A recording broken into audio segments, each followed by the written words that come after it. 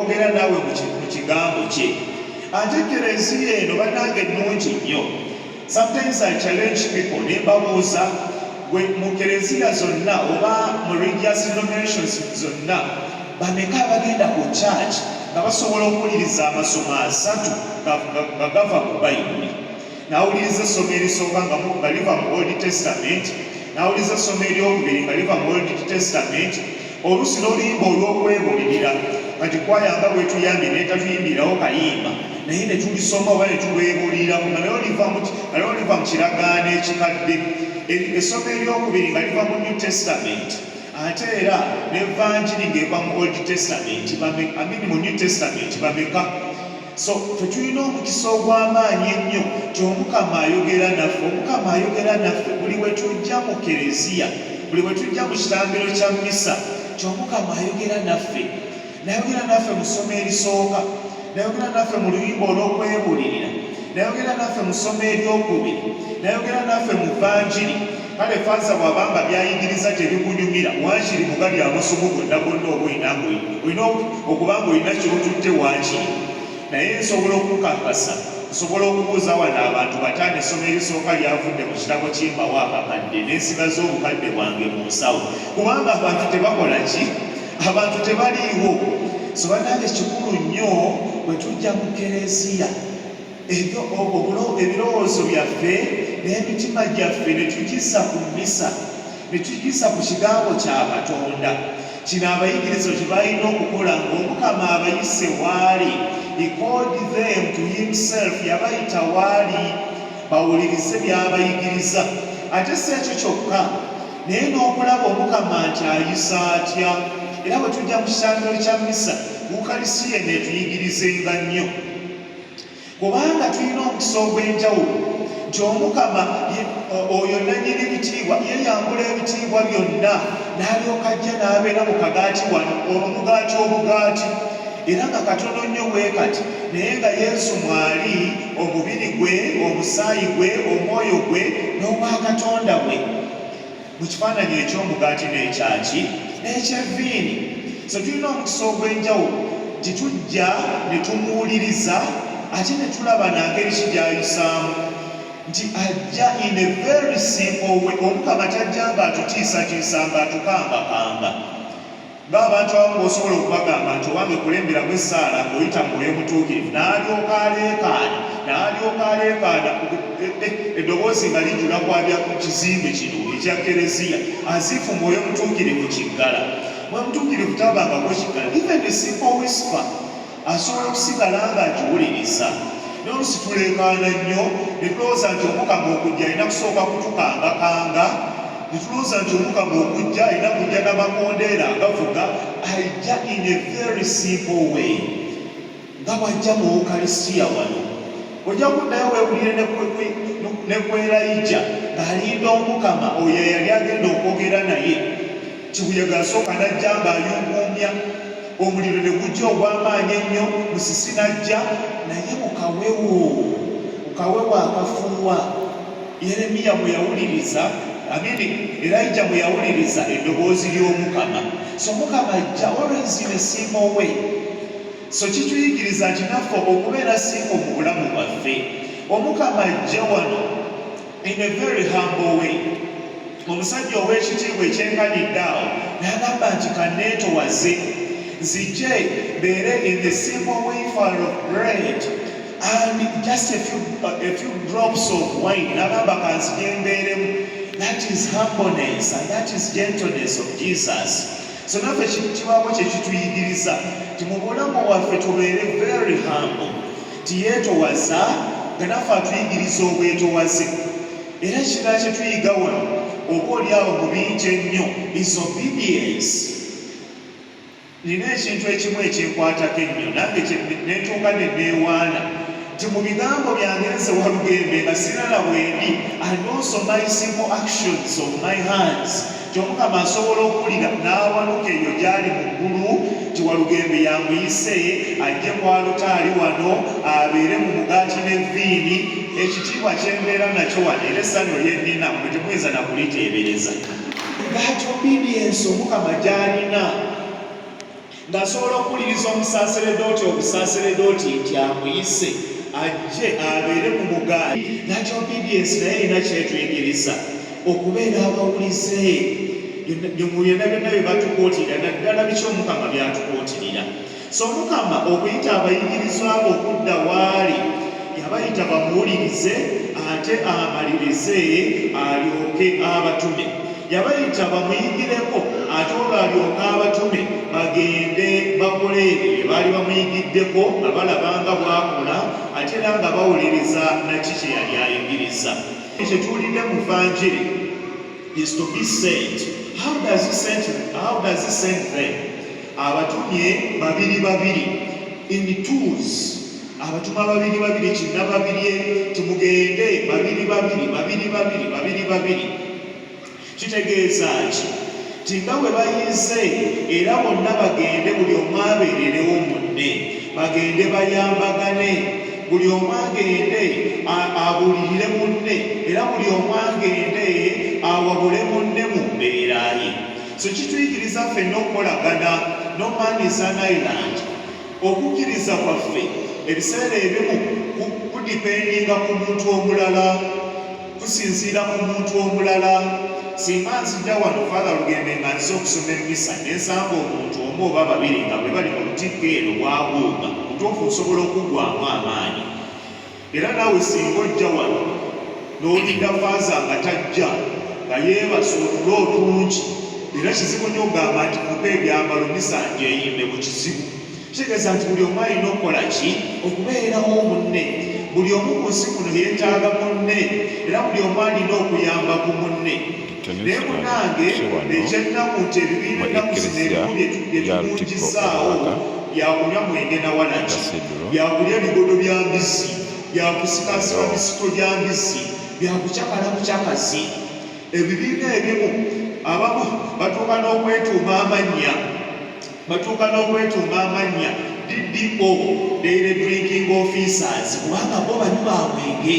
Naye nga ekintu ekinaabatwala mu maaso mu kukula, mu kukkiriza era ne mu bintu eby'omubiri nga tekiriiwo.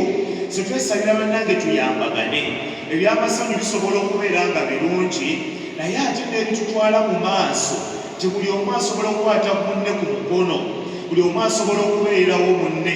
Bw'olaba ng'omuntu agenda agwamu okukkiriza ng'omuzuukusa ng'omubeererawo ng'omuyambako nti wange zuukuka tugende twegayirire Omukama, tisuukuka tugende tusome ku buli omusaalaba, zuuka tusome essapule, tigundi toggwamu ssuubi. So twesabira tubeere nga bano ng'Omukama bwe yabatuma babiri.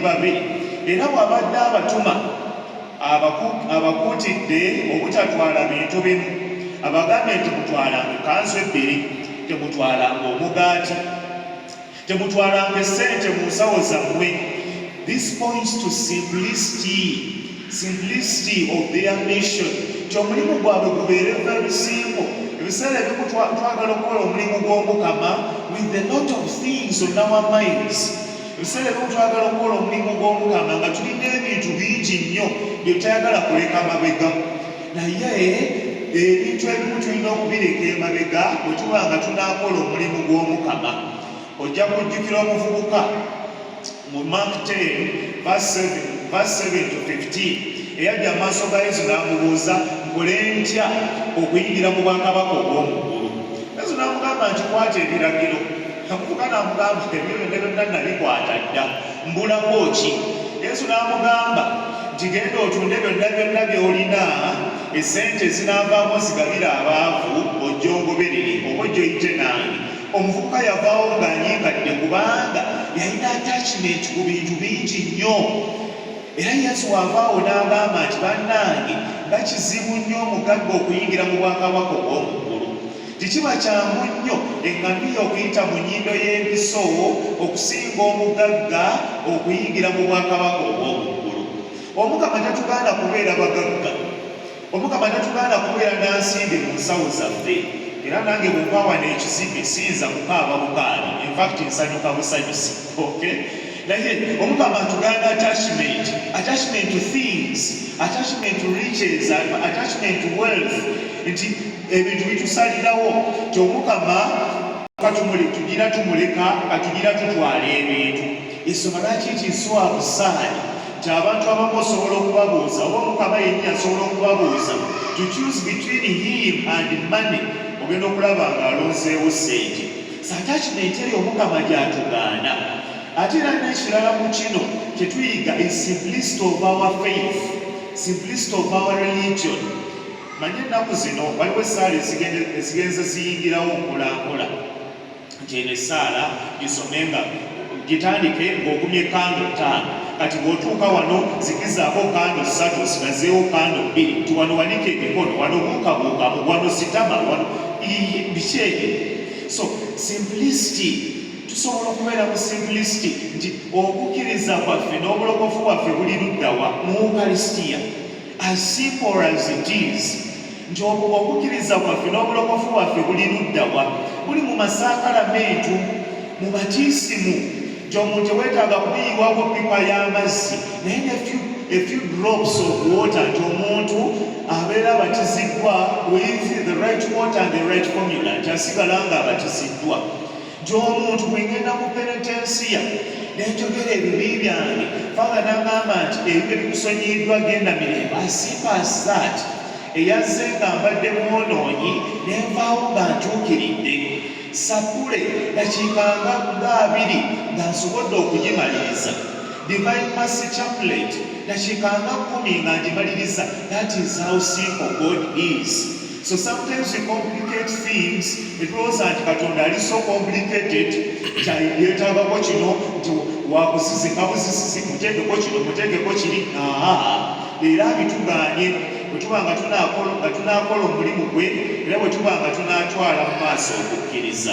So twesabira mu kitambiro kya misa eno abooluganda b'Omukama bw'atuleese wano azze atuleese atubulire ate era atuleese tumuyigireko ate era atuleese ffenna olwaleero tubeere very simple tutegere nti our faith is so simple ate era nga tugenda wabweru oba tugenda nti misa ewedde mugende mirembe twese ebyo byatukootedde era n'ebyo tumuyigiddeko atubuulidde nti tugenda kusanga resistance nga okusoma erisooka lyetuwulidde omulanzi ono Amos gye yasisinkana naye atugambye to shake it off nti bwe munaagenda awamu ne batabaaniriza n'enfuufu mugikunkumula mugibalekera to shake it off. So not to remain somewhere somehow sad and somewhere somehow afraid and worried because someone has not accepted the message. So twesabira byonna byonna oba resistance gye tusisinkana ate enneema y'Omukama etuyambe tusobole okugiwangula. So twesabira ffenna tutegeere tituli balangirizi ba kigambo kya Mukama. Ffenna tituli balangirizi ab'Evvanjiri, si basaaseredoti bokka, si bannaddiini bokka, naye ffenna bwe tujja mu kitambiro kya misa Omukama abeera n'obubaka bw'atuwa era Omukama abeera ne byatuyigiriza era ebyo byatukuutirira ne byatuyigiriza byatutuma ffenna okugenda okukola ate era tuyise bwe tutyo. Omukama abeere nammwe. Oluganda kasituke twatulokukira Omukama ensaala zaffe n'ebyetaago byaffe byonna. Uganda abatuukirivu, abagezi ba Uganda abatuukirivu, abagezi ba Uganda abatuukirivu, fenna tubisabye nga tuyita mu Kristo Mukama waffe. News Uganda tuli wano mu Tikke Lubaga misa esebojje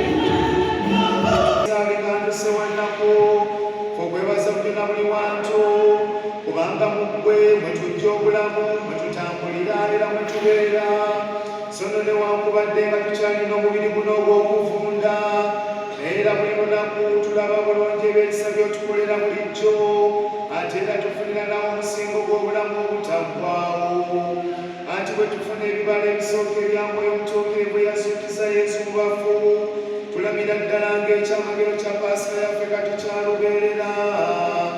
Awo nno naffe bwe kukwebaza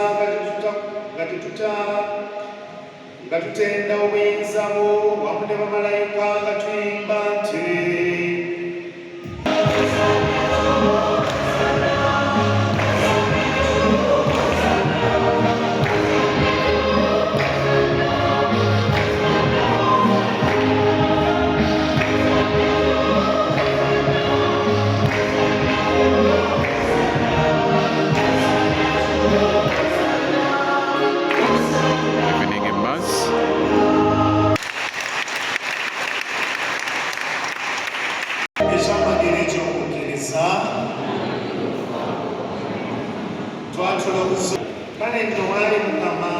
okujjukira okufaana okusookera kwe tukuweereza omugaati gw'obulamu ne kaliisa enkulokoka nga twebaza kubantu bayinza okuyimirira amaaso go n'okukuweereza ennyo nga twesengereza abagabana omubiri n'omusaayi bya kristo mwoyo mutuukirivu atukuŋŋaanye wamu jjukirayo mukama akeereza munyenkulungo y'ensi mugize n'okwagala ffe francis n'omwepiskopi waffe pawulo ssemwogerere nabo bonna abakwawulirwa mu busaasere dooti ne mu budyakoni gigenda baganda baffe abasenga basuubira okuzza nsala ogabalagulamu obutaggwaawo okukutana n'okugulumiza wamu ne mariyo mbereevu omutuukirivu nyina katonda nosefu omutuukirivu bba n'abatuma abatuukirivu era n'abatuukirivu bonna abali okusanyudde obwedda bonna nga tuyita mu mwana wo yesu kristo mu kristo n'omweta okufuna n'ofunamu naye era muyemu ofunya buli tendo n'amukitiibwa emirembe